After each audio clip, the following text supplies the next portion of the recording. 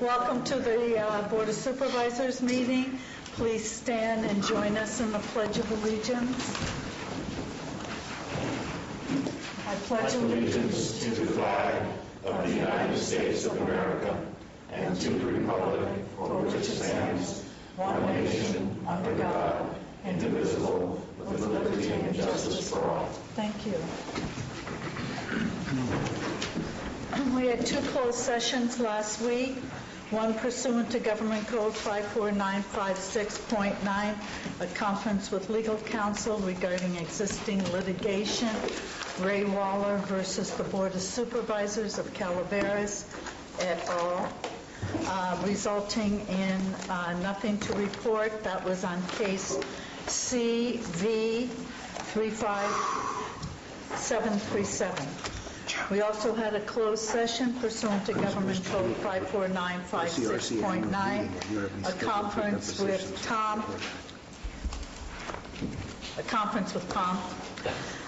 with labor negotiations for CCPSEA with the Director of Human Resources, resulting in nothing to report. Thank you. I'd like to move to the consent agenda. These items are normally routine, non-controversial. Does any member of the board, staff, or public have a consent agenda item they would like pulled? May I have a motion? Move adoption. Second. All in favor? Aye. Aye. Opposed? Passes on a 5-0. Thank you. We stand in recess till 9:10. Yeah. We'll do another one. You have to stand. Reconvene the meeting, please. I want to move to public comment. If anyone has an item they'd like to discuss with the board, 5 minutes per person, and it must be under the jurisdiction of the board. Thank you.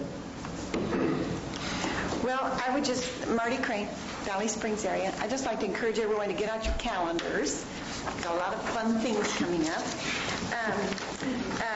Tomorrow the 15th, is the Valley Springs Community Plan final opportunity for feedback. So in Valley Springs at the Valley Springs Elementary School, from 5 o'clock till 8. And then also on Thursday the 16th, I understand there's a CSA One Road meeting, but that's at 7 p.m. But there's also, and then also, I guess I'm getting myself confused here. Also on the same evening, in case there's not enough to do, and I brought some flyers. You may or may not know that the United Way has been supporting the Volunteer Center for many years, since day one, as a matter of fact. And as there's an event that's serving as the 2010-2011 fundraising campaign kickoff, and it is the Red, White, and Tuna. It's a theater event, and the flyer just tells you the tickets are $20 a person. It says, come meet the characters of the Texas tumbleweed town of Tuna and enjoy this nonstop laugh-a-thon of fireworks and fun. So be there or be square. Apparently, there are hors d'oeuvres and sweets from Seven Sisters and a wine pour from Gianelli Vineyards. So lots of fun. Then I came last week and we talked about that there was a trustees meeting for the Delta College last Tuesday, and there's going to be another one on September 21st. It was disappointing how things went at the meeting. The word ethics was thrown out, the word commitment was thrown out, as things, and over planning had been thrown out, and as things that they had done before, but they still do not have us on their radar. So we'll have to do more talking about that. What time is that? On the 21st, it doesn't say, but the last meeting started at 5 o'clock. Last Tuesday it started at 5. And then there's the 7th annual National Public Lands Day event is the 25th. So lots of fun. Here's a flyer. I'll just leave it here. People can see.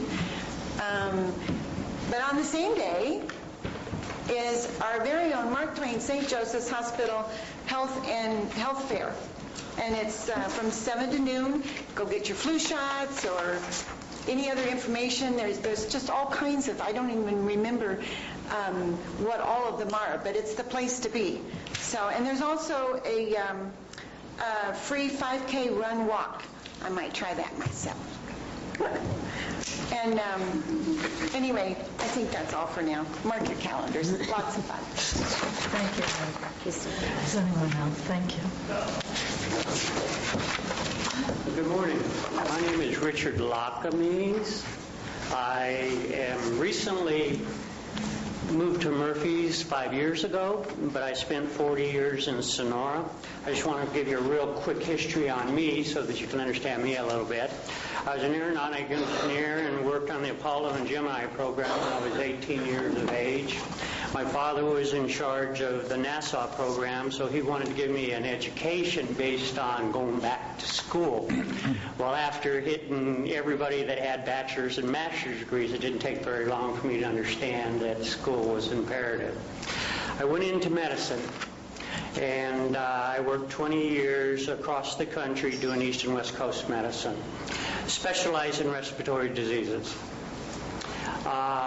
Eventually, make a long story short, I became a director of a 750-bed trauma center on the East Coast, and we started doing research on cannabis.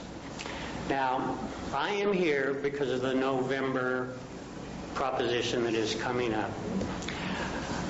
What I want to do is, through everybody, as a communicative effort, to get a medical cooperative that will benefit Calaveras County. By doing that, a lot of the myths, a lot of the education that people aren't really, I'll give you a good example of my 45 years. I never ran into an MVA with marijuana issues. I ran into many MVAs with alcohol and other drug-related problems, but never the marijuana initiative. We have the support of the Director of Public Relations and Government Affairs.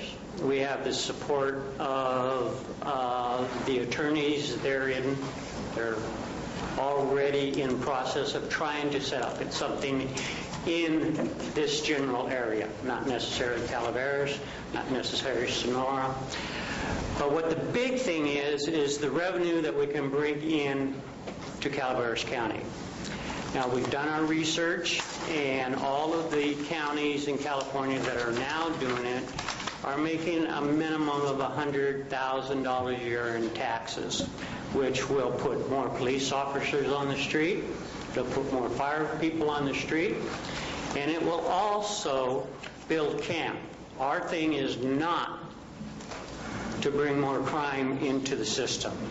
Ours is to come up with a group effort that we can do this the right way through health care, through community services, stop the crime in the backcountry, because if the mafia understands that they have no bearing here because they're not going to sell anything here. So what I want to do is open up an agenda and get on the agenda where I can talk to each and every one of you. I've talked to Dr. Stope, who is the medical director of Calaveras County, who is the one that signs the letter. Dr. Stope is the Quality County's health officer. Yeah. Dr. Clinton is Calaveras County. Yeah, I always get STLHOP. I'm not really sure which one it is. My whole intention is to do this the right way. We have backing throughout the state financially. We have attorney backing throughout the state financially. Everything is set up pending on what happens in November, because unlike the gentleman in San Andreas who did it wrong and got caught, that is not our intention. Our intention is to go 100% by what the community has to say about it and what the professionals have to say about it. Now, we already have, because we understand the value of, I live in Murphy's, We don't want to interrupt any of the flow of the businesses in Murphy's. We don't want to interrupt any of the flows of the business in Angels Camp or anywhere else. We have already found a building that is off Highway 4 that is made out of metal, and we will have surveillance 24 hours a day. You have 30 seconds, but this is an issue that would go to our planning department, not I to the want to board. make it Study session. So, all of our responsibility. I don't want to make it where a few people with a lot of money can come up here and say, okay, we can take you to court day after day, you know, that type of scenario. I want to make it so that we don't have to do that. We can make it legal. We can get the backing of the physicians. I recommend that you set up an appointment with our planning department and go in and talk with them. We are in the process of reviewing our medical marijuana ordinance also. So, I mean, that's all the board can say at this time. But to proceed in an orderly fashion, Okay. your start would be with the planning department. Okay. All right, and No, I want to hear everybody's opinion because it's a very sticky... What you said is this is dependent on the outcome of the election in November. So I think we should wait the 55 or 50 days or whatever and have the election. There's no sense getting in front of that. If that election passes, then I would be in favor of scheduling a study session before the board where you could come in, anybody sympathetic or not sympathetic with you has the ability to come and speak to the board. I think it's premature probably to approach the planning department until after the election. I mean, if it's dependent on the election, then let's wait and have the election. Yeah, my biggest thing there is we're already getting people taken down, and you are spending a tremendous amount of legal fees, which we want to prevent all of No, that. I understand what you're saying, and I support having a study session before the board, and then after the election have you apply to the planning department for what it is, and they'll take a look at the land use issues associated therewith. Okay. But you can still have a study. In my opinion, I'd be supportive of a study session before the board where you could outline exactly what your intentions are. I've worked in medicine all my life, so politics... you want to talk to him after. Well, I think we should talk after the election. I mean, I think it's premature if it's dependent upon the election. Okay. Because if the So election should I make... doesn't go the way you're anticipating, then obviously, your plan will you're going to have to go back to Plan B instead of Plan A or whatever. Right, right. So I think you need to come back before us or talk to Jeannie. You've come before us and schedule a study session if, in fact, the citizens vote to approve that proposition. Yeah, my problem is I don't want to see any more drop in salary with people trying to do things that isn't done properly. Okay. And I think coming back in a study session and then filing an application with the Planning Commission would be the way to commence once the election is, if the election, in fact, goes the way you anticipate. Right, and I see there's too many people with big money up here that want to start already, and I've already told them no. I said flat out, if I'm going to be the speaker for you people, and I'm the one that works in health care, and I'm the one that has the backing and the knowledge, we're going to do it the right way. Okay. Or otherwise, I'm going to tell you... I, for one, appreciate that. And then, Jeannie, could I make an appointment to see you? Sure. Okay. And then I can bring in all the representation that you need from physicians to government officials to whomever you want. We can bring in. Thank you very much. Okay. Thank you. Is there anyone else who has an item they'd like to bring before the board? Not under the agenda. Not on the agenda. Hi. My name is Jeff Watkins, Rancho Calaveras, and I'm here to try to persuade you to do something about the noise ordinance in Calaveras County, specifically to add nuisance dog barking to the ordinance. I've heard you might be working on something like that. I moved here in October 2007, something like that. And for most of that time, I've had a very inconsiderate neighbor that has a dog that just barks and barks. You just never know when it's going to bark. It could be all day long. It's always in the evening. I come home from work and you just want to relax, open up your window, especially during the fall and spring. Can't do that. I haven't been able to do that since I've lived here. And it's one of the reasons why I came out here. I live where I live. There's the river that flows through there. It's great to hear the river. I don't get to experience that too often. I've made several complaints to the animal control for the last couple of years. There's when I first moved there was this old dog that didn't bark very much, but their kids moved back in, and they have a young dog that's untrained, and it just barks and barks all the time. And except for about a 6-month period where they actually moved out for a little bit, they had some argument or something with their parents. When they moved back in, it just started over again.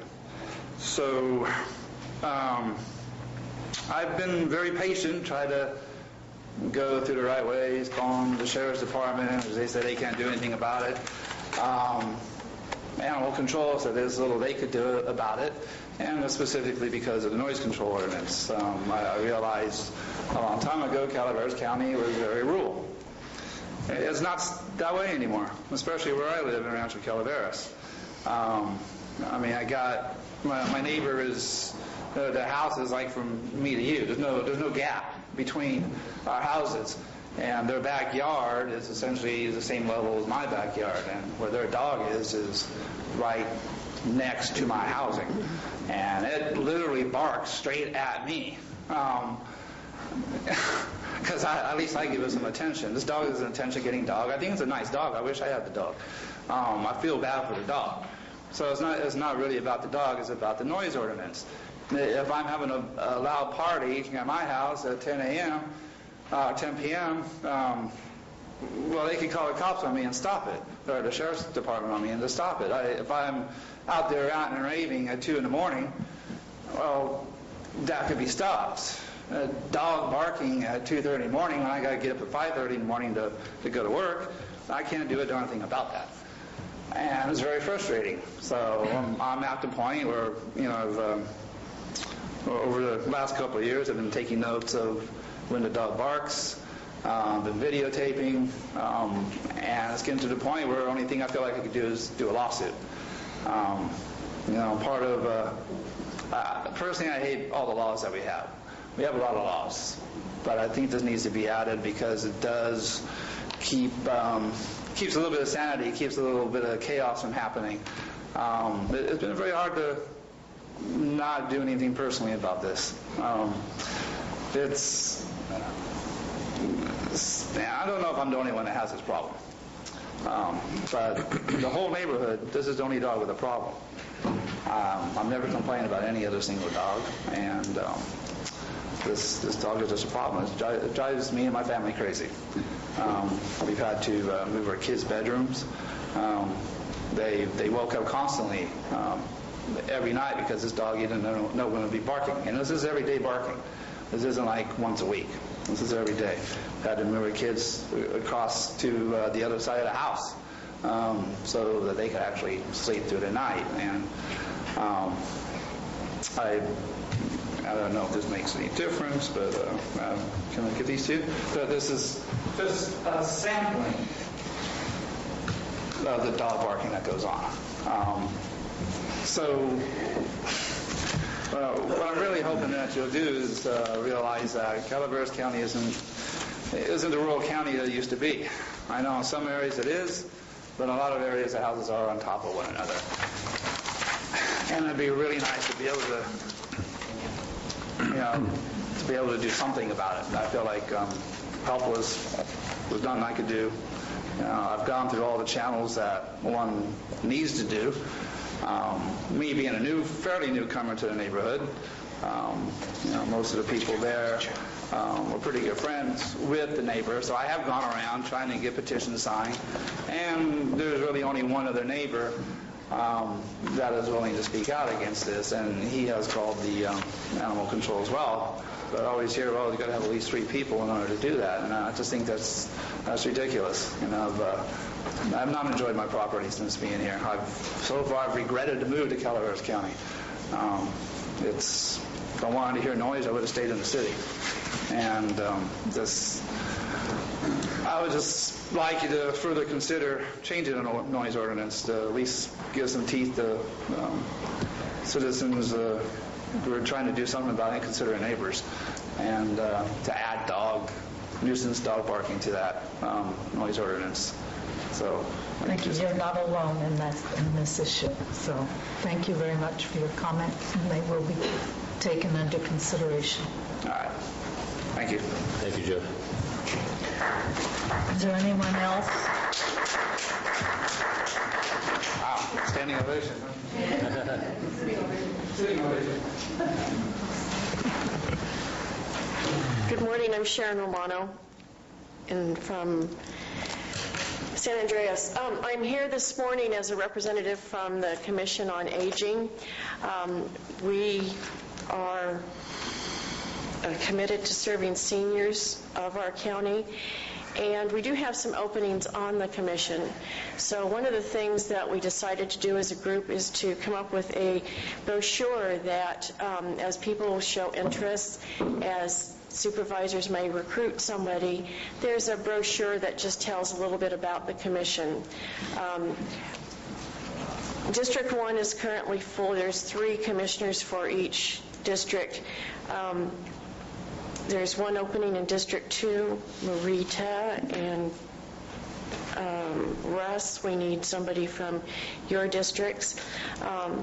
There's contact information in here. There's information how to get to our website, calaverascountycoa.org. We have an email also, so if anybody wants some more information. But we thought this would help in the recruitment of filling up the commission. The group that we have now is really dedicated to becoming even more involved. There's so many organizations that are helping seniors that we're really trying to partner with them. We plan to at least have our materials at the health fair that Marty mentioned.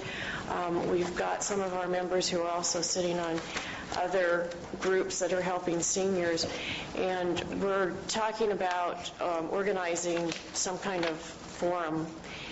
It's in the beginning stages. We're coming back with our next meeting. Our meetings are open to anybody who'd like to come. We meet the first Friday of each month at 10 o'clock at the Senior Center here in San Andreas. Our big event of the year is the Senior of the Year Awards, which is generally toward the end of May, and we're already starting to plan that. So it's kind of a fun organization. We actually have some younger people on the commission, which is really nice, instead of all of us old farts making these plans. So anyway, I brought some that you can take a few. And Sharon, the board last Tuesday did fill the District 2 position. So you got a lively person coming in. Okay, good. Thank you, Steve. We heard that there may be, but we hadn't gotten final word. Name is Sandy Kursky. Okay, thank you. Thank you very much. Mr. McSorley. Take hand.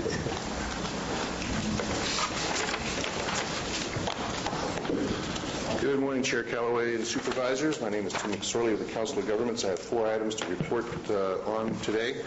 Taking off a little bit of what Marty said, the Valley Springs Community Plan public meeting is tomorrow at the Valley Springs Elementary. The comment period on the plan closes on Friday, at which time we will finalize the document and submit it to the county for their review and inclusion to the extent possible within the general plan process. Last Friday, I attended oversight. I'm a member of the Oversight Committee for the Local Streets and Roads Needs Assessment.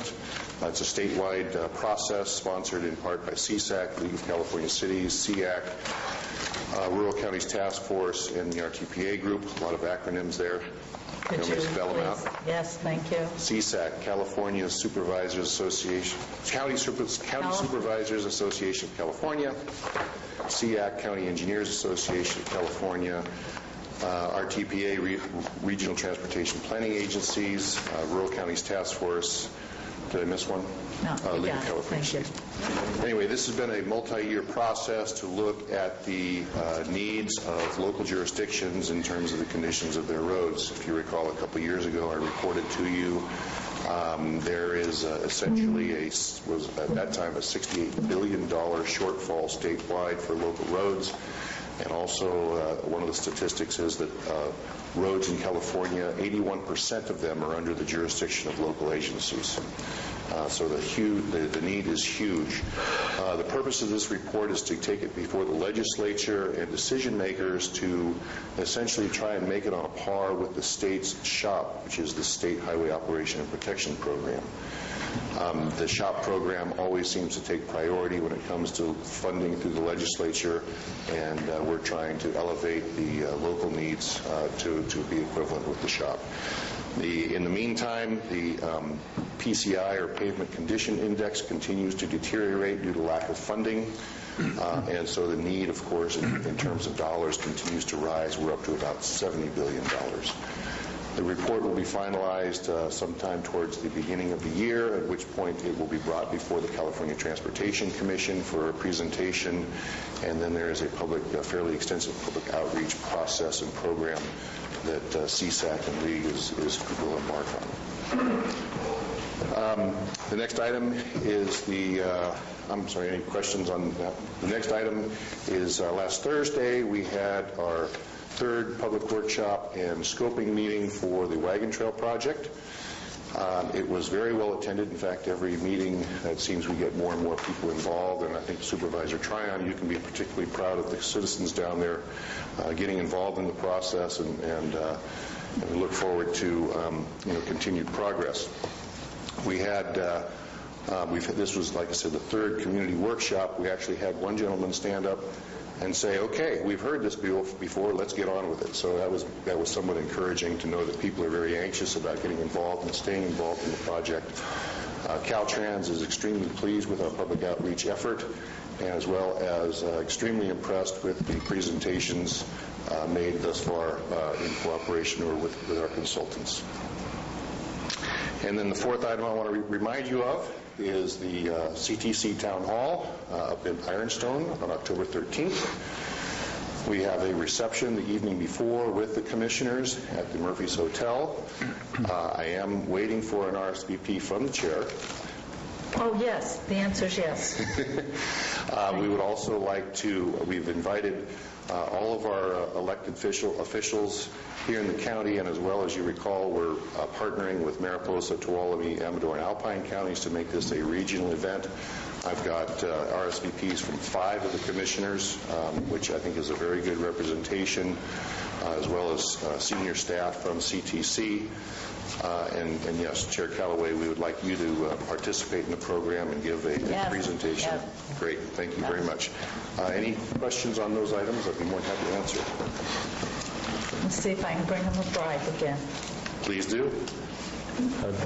Tim, on the discussion on the Wagon Trail project, I know that there's an interim improvement that's tentatively scheduled at Pole Station Road.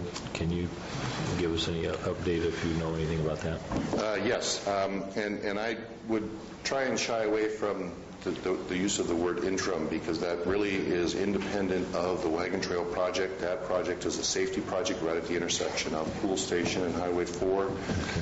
It is currently out to bid, being advertised, and so construction on that will begin next construction season, hopefully as early in the spring as possible.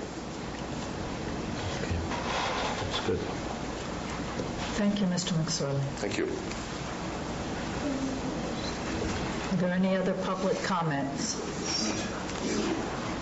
You two, if you don't make a decision, then that's it. End of conversation here. I think he should go. You think he should go? I think she should go. Okay. Good morning, my name is It's Bonnie still Newman women from first, Double Bonnie. Springs. Yes, Thank you. I appreciate it. I'll get them later, don't worry. I just had a question, something that I'd really like to clarify, because I keep going around and round in my head and with other places. I requested a list of the In-Home Supportive Services Advisory Committee members last year, and I went to the county council and I got a list of the people that were on the advisory committee and the empty slots. And so I went home and I looked up these people in the phone book, and I got their phone numbers and I wrote it on the side, and then I made a copy of this.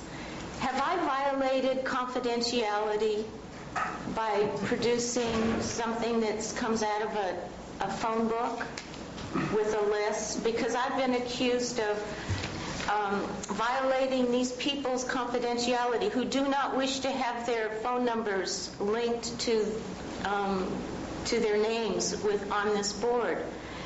Because I'm also producing my list of resources, and I intended to write the names of the people who are on the advisory committee, as well as the Board of Supervisors and the negotiating team for SEIU, but not list their phone numbers, because they don't want them listed. But is this a violation of confidentiality? I can't answer. The phone numbers for the Board of Supervisors? No, this is in from the- IHSS advisory board members. Can't answer that.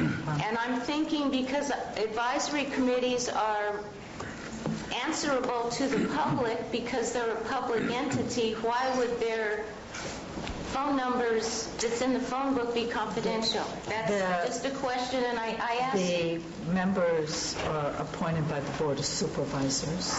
They're Yes. not elected by the public. So, I don't know. Mr. Jones, did you want to answer that question? Well, I think Bonnie was about to say that we talked about this, and she had some plan in mind to advocate for clients, and I expressed a strong concern over HIPAA violations, but I'm not in a position to give legal advice beyond that. Okay. Thanks, Steve. I also can't comment on the legal matter, but I would like to just state my position on all appointees that I make to boards and commissions that are public service oriented. I believe that everybody has a responsibility to provide a way to get in touch with them.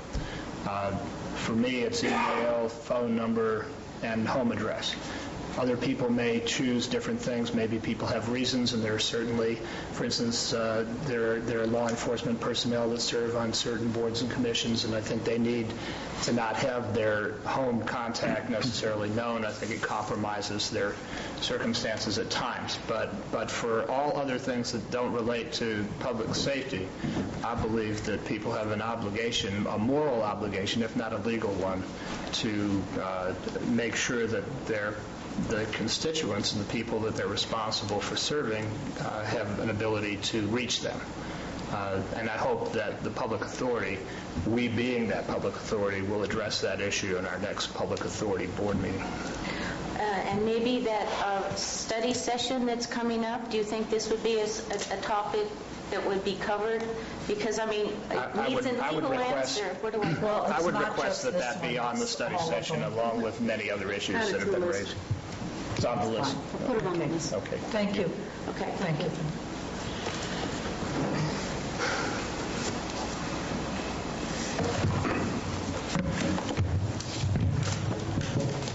Terry Baker, and I'm from Railroad Flat, and I'm here on the ongoing numerous code violations that are being happening every day for the last 3 or 4 years.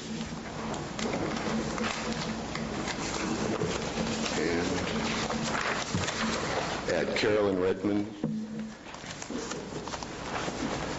house in Railroad Flat, she has an illegal cock ranch. And I have a few questions about our zoning out in Railroad Flat. My first question Mr. Baker, we're not going to be answering your questions here today, but we will be taking them down, writing them down. Okay, well, This is your time to speak, not for the board to respond, but we will take your questions. my question is when were we rezoned? Were we rezoned in January of 2007, or were we rezoned in July of 2009? That's a pretty simple question to answer because you guys are the ones who rezoned us. It's 2 years apart. My question is when were we rezoned? All right, go ahead.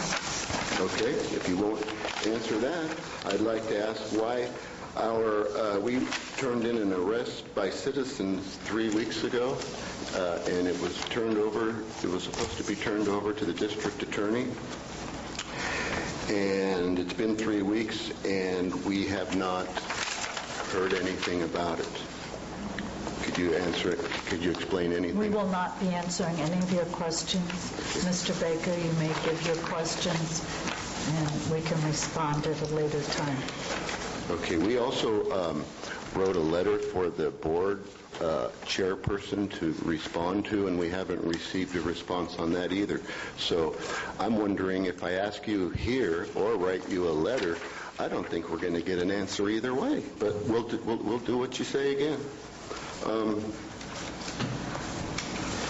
I have also some questions about the agricultural dispute resolution. We were told that we were going to have a neutral party come out and talk with us and represent us, and they sent Susie Coe out to be a representative against the agricultural operation that was next door to us.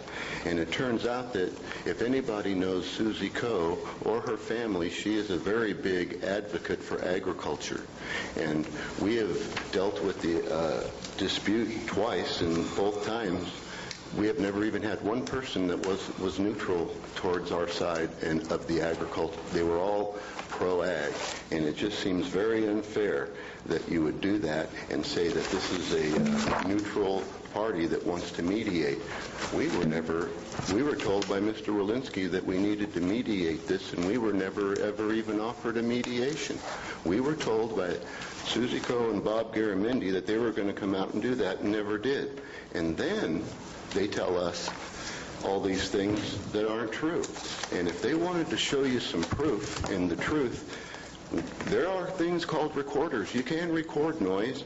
There are things called video cameras. You can take pictures of the illegal operations. They refuse to. There's a thing called a camera. You can take pictures of these things. They don't want to. I told them that they put the roosters right back under my window, Steve, and Bob said, well, how do you know that they put the roosters under my window? I said, well, Bob, I got pictures. I got close-ups. I can show you. How do you know those are roosters? Because I got pictures, Bob. Do you want to see them? No, we don't want to see your pictures. We don't want to hear your recordings, and we don't want to see your videos. We just want to write a report that says you are the problem and not the illegal agricultural operation which is in our neighborhood, which is doing exactly the same thing to us as what this gentleman has been experiencing for 3 years. He's talking about one dog, okay? We're talking about 110 hens, dozens of roosters, they have goats, they have doves, they have turkeys, you name it. Now, if you go to the paper that I gave you, unclassified, if they were zoned unclassified, permitted uses says any accepted ranching practices is on 20 acres or more. They only have 4 acres. Mr. Baker, you have 15 minutes. Thank you very much. Then, if you go to this is so funny. Then if you go to RA, which you say they are, which we don't even know when we were rezoned. Were we rezoned in January of 2007, or were we rezoned in July of 2009? I hope you get back to us. But anyway, under RA, agricultural accessory structures, permits are required on 20 acres or more. So all we're asking Mr. Baker, is to keep to the code, because it is right here in front of you. All we're asking is if it's illegal, it's illegal. If she's been convicted, she's been convicted. Mr. Baker, your time is up. Okay. And just remember, this stuff works. We're tired of lip service. Show us some proof. Thank you.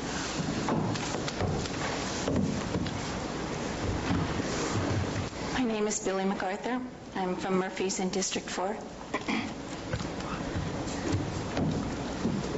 I attended a Board of Supervisors meeting on August 24th.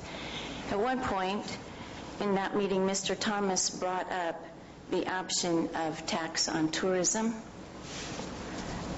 There was an immediate outburst from Mr. Tryon stating something that's the Democrats' answer to everything, raise taxes.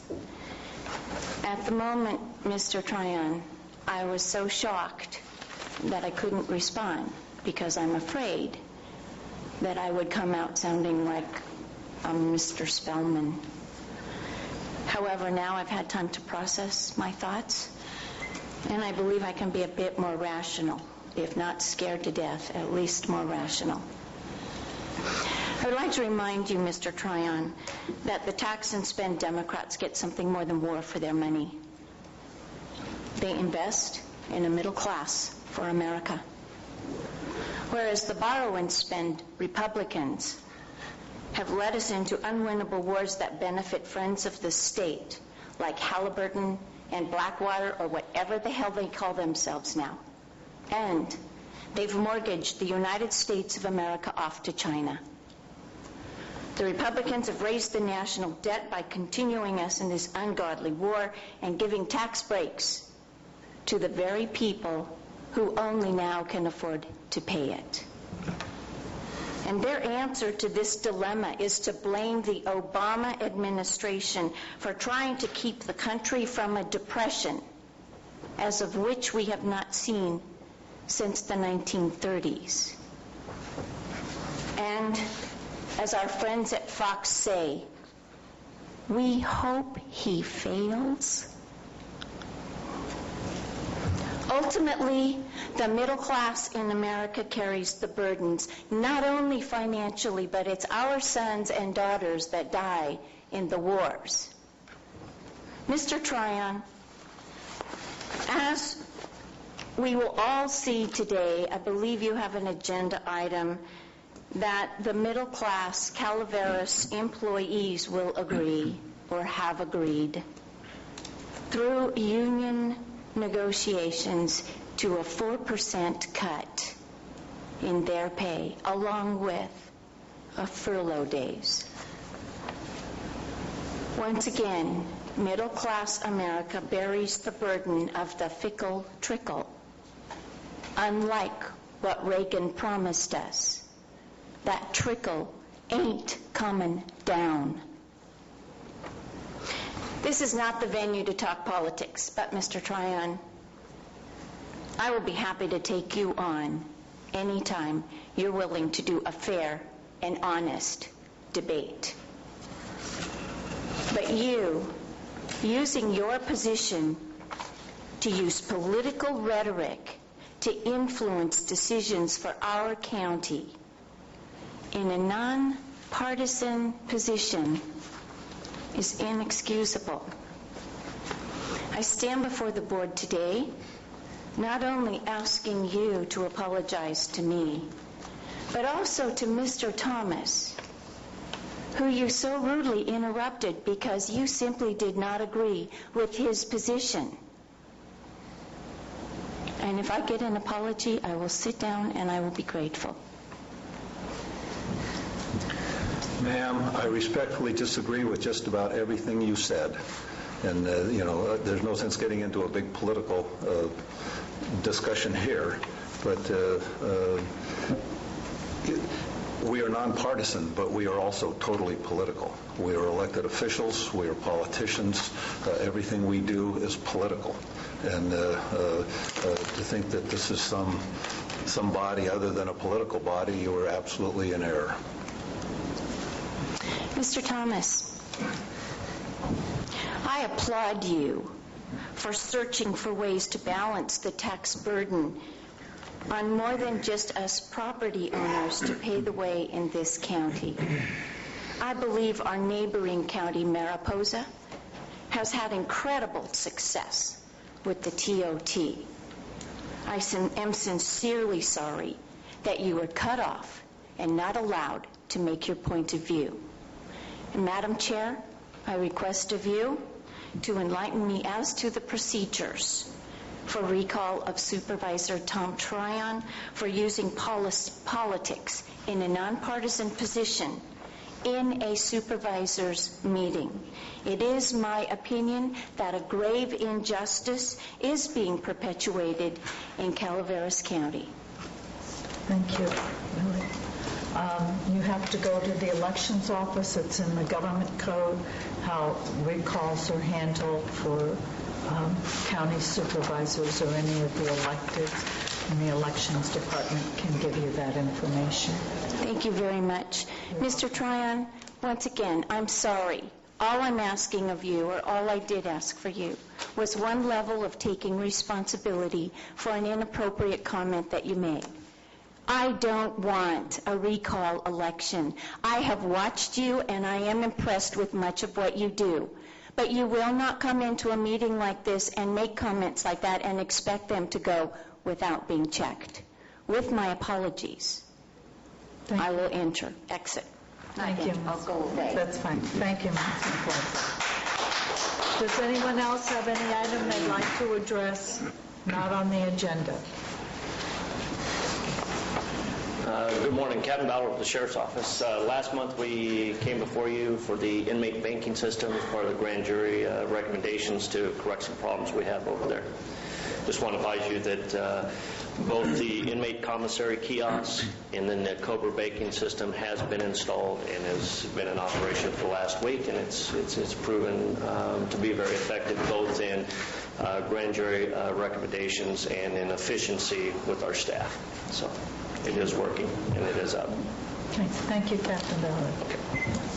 Any other items? I'm going to move to the regular agenda. We have item 8, adoption of an ordinance, waive reading, I hope, approving changes consistent with the new contract with the Service Employees International Union 1021. This was in your board packet last week for adoption.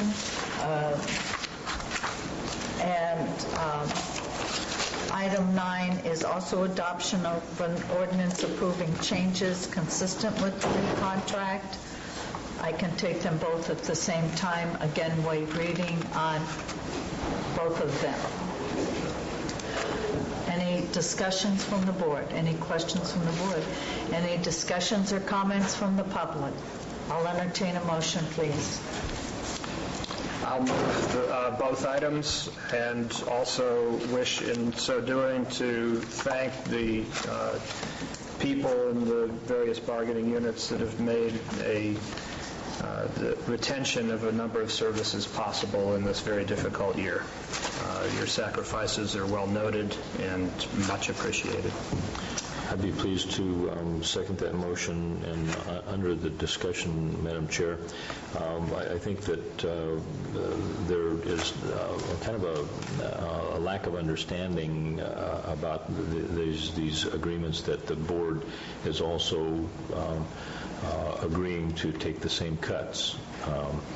I would hope that there would be some clarification of our resolve here to do that. No, this is just for SEIU, not for the elected officials or management. The two ordinances that are before us for adoption. I think the press covered what you were talking about, at least in the papers I read. But my point is, I don't think that we have acknowledged from this dais that... Yes, excuse me, but item number 8 actually says that's that right, we're you're adopting an elected. ordinance Yes. approving That's right. changes consistent with the new contract. So that we're all the done. SEIU was already adopted, and this is the ordinance to make that applicable to the Board of for elected Supervisors officials. and others elected officials. That's correct. That's all of us, and that should be, I know there's a lot of confusion, even apparently among us, but that's what we're doing here today, is we're calling in the hits on our position so that we're all under the same circumstances across the board Thank here you in for this the county. clarification, Supervisor Walensky. I'm sorry, Russ, did you want to go ahead Your second and say stand? anything? Well, I don't know. Okay. No, I just, the reason I'm bringing this up is because, it is a politically charged atmosphere out there, and people are asking, well, what are you doing, Supervisor Thomas, to show your commitment to this thing? And I just want to make it crystal clear that, yes, the board members have agreed to do the same percentage of And that's salary what- reduction. Yeah, and as Steve pointed, that's what item 8 is about. Question here. Let's And- vote. Okay, Okay, so ready for the question? all right. Wait, we haven't done it yet. Motion, need a second. Okay, so I have a Motion to second and Yeah, I call gotta for the wait. question. I have a motion by Supervisor Walensky on item 8 and item 9, waiving reading. A second from Supervisor Thomas. If there's no further discussion or clarification of misunderstanding, all in favor? Aye. Opposed? Passes on a 5-0. Thank you. Now you can clap.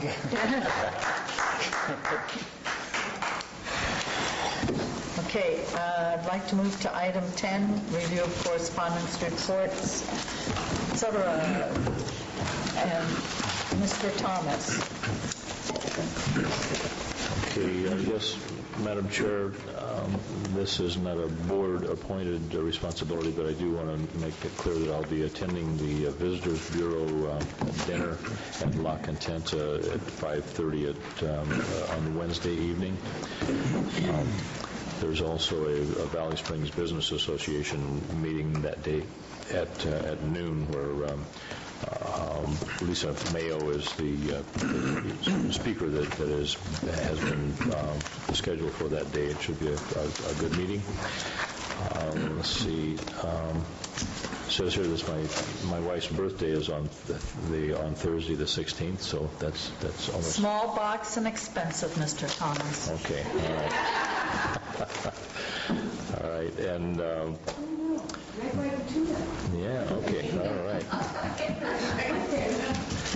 There is also a Valley Springs Boosters dinner on Friday evening that I'll be attending down at the Belmont's home. So that concludes my report for this week. Supervisor Tuffanelli.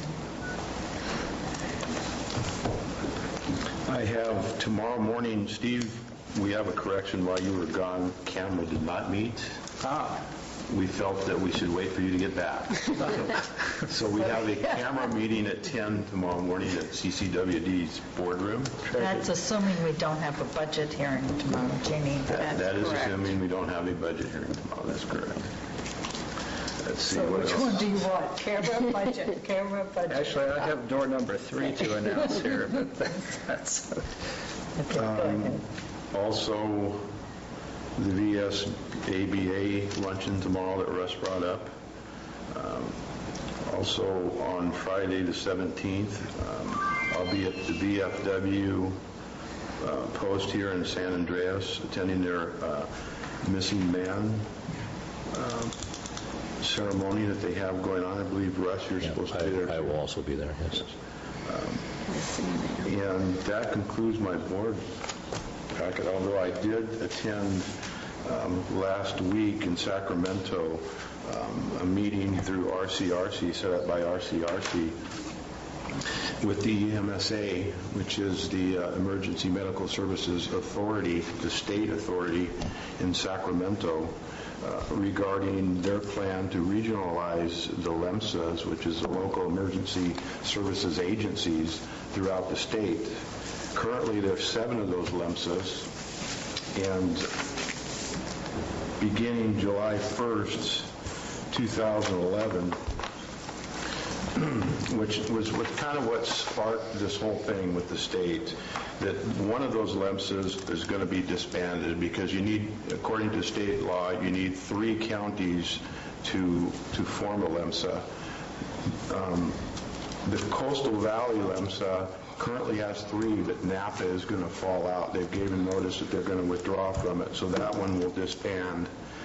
And there will currently be, at that time, 6. There's another LEMSA that's called the Northern California LEMSA. It has 6 counties, but they're not contiguous. And it's causing problems for that LEMSA, and there's the possibility that that might disband also. So the state has taken notice of that, and their plan is to what they call regionalize the LEMSAs into regions. And what they plan on doing is a couple of those regions have 2 different LEMSAs in them, and they're only going to give money to one LEMSA within each region, and they're going to give it to the one with the most counties in the LEMSA. And what that does is it's basically going to force everybody into one regionalized LEMSA, and either you're in or you're out, and you can't go anywhere other than within your region.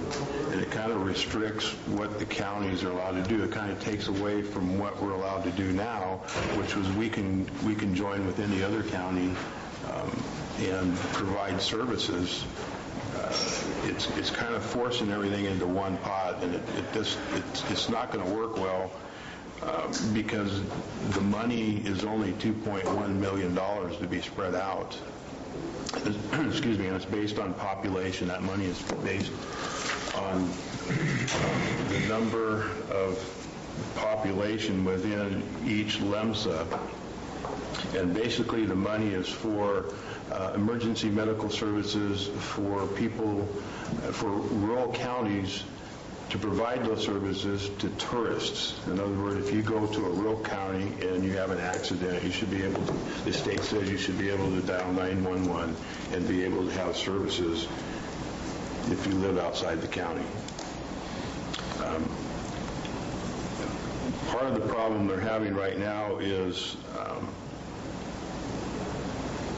according to this Dr. Therrett, who is the chief guy who was just appointed 18 months ago in the MSA, is they're very concerned about Northern California and where it's headed and where that funding, because they get a major chunk of the funding up there, and where it's headed. And if you look on their map, they want to chunk together like 21 counties, which is just up here in red. And this big chunk of land right here, if it's formed into one LEMSA and forced into one LEMSA, then you would have one regional area, one region in Redding that's going to sign contracts for all the ambulance services and all the emergency medical services for this entire area, and that's a huge area.